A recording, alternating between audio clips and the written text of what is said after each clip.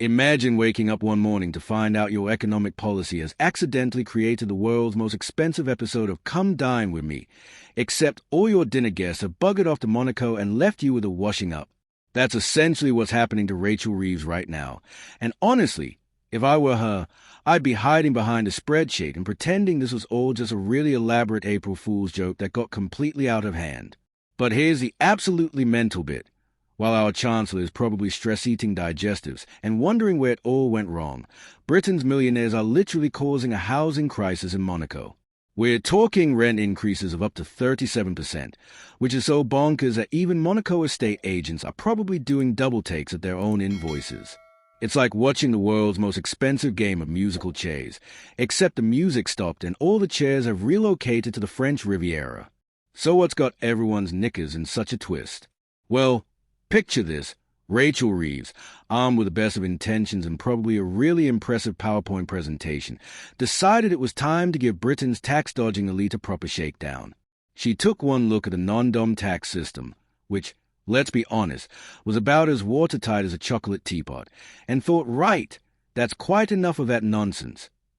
Now, for those of you who don't speak fluent tax policy, the non-dom system was basically the ultimate rich person's get-out-of-jail-free card.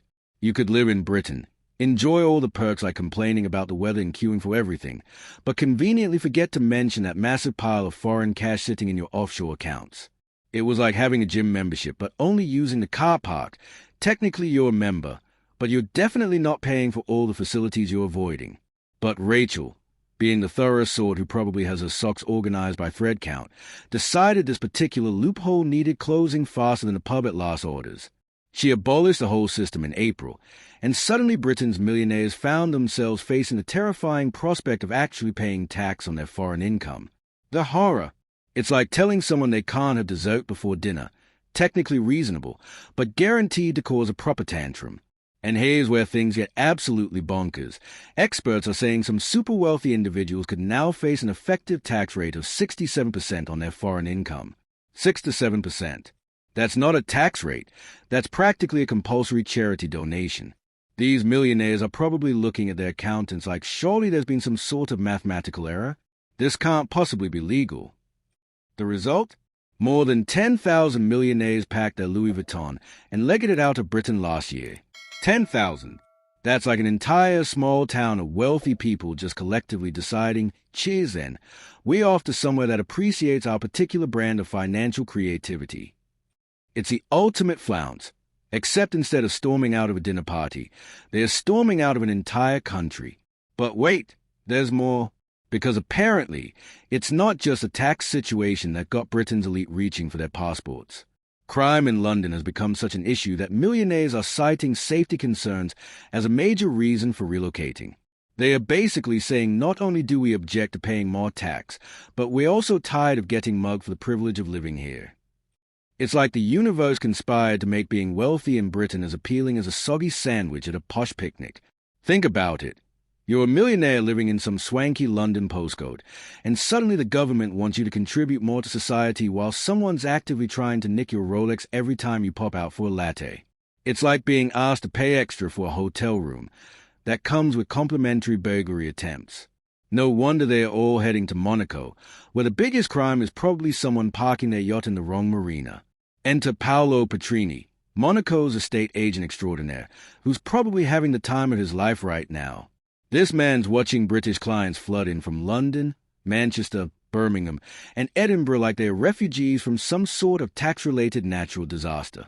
He's seeing rent increases averaging 8 to 15%, and in some ultra-prime segments, brace yourselves, one apartment saw its rent shoot up by 37%. 37%. That's not a rent increase. That's basically property price inflation on rocket fuel. Paolo's probably running out of champagne to celebrate with, while simultaneously wondering if he should feel guilty about profiting from Britain's political mishaps. It's like being the only umbrella salesman when it starts raining millionaires. Monaco itself is having quite the moment. Picture this. You've got 38,000 people crammed into an area that's only about 150 acres bigger than Hyde Park. That's like trying to fit a small town into a large garden center, except everyone's a millionaire and the plants have been replaced with super yachts. The place is ruled by Prince Albert, who's basically turned the entire principality into the world's most exclusive gated community, complete with F1 champions Lewis Hamilton and Max Verstappen as neighbors. The entry requirements are stricter than getting into a London private members club, and honestly, that's saying something. You can't just rock up with a suitcase full of cash and expect to be welcomed with open arms.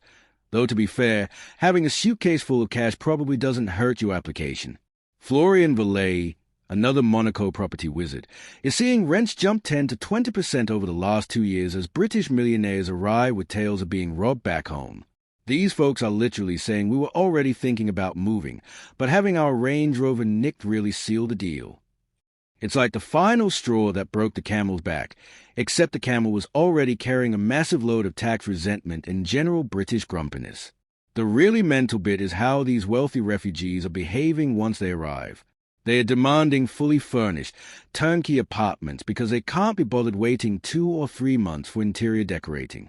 They are essentially saying, I need somewhere to live immediately because Britain has become inconvenient. These ready-to-move-in properties are commanding 20% above market value, which in Monaco terms probably means the rent costs more than most people's annual salary. Some are even living in hotels while they scope out permanent accommodation, treating Monaco like the world's most expensive Airbnb while they decide whether permanent tax exile is worth giving up proper Sunday roasts and the sacred British right to complain about everything. It's like the ultimate rich person's gap year, except instead of finding themselves backpacking through Thailand, they are finding tax efficiency on the Mediterranean coast. Meanwhile, back in Britain, the government's desperately trying to spin this mass exodus as everything being absolutely fine. The Treasury's trotting out statistics about how our capital gains tax rates are still lower than other G7 European countries, which is a bit like your ex trying to win you back by pointing out they're not the worst person you've ever dated. Technically true, but hardly the ringing endorsement you'd hope for. The Met Police are also frantically producing crime statistics showing that theft in London's West End is down 20% since April, and violence against people has dropped 8%. They are arresting over 1,000 more criminals each month and solving 163% more shoplifting cases.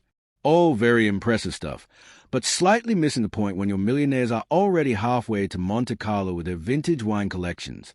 It's like trying to convince someone not to leave a party by explaining that the music's actually quite good, while they're already in the Uber and updating their Instagram location to anywhere but here.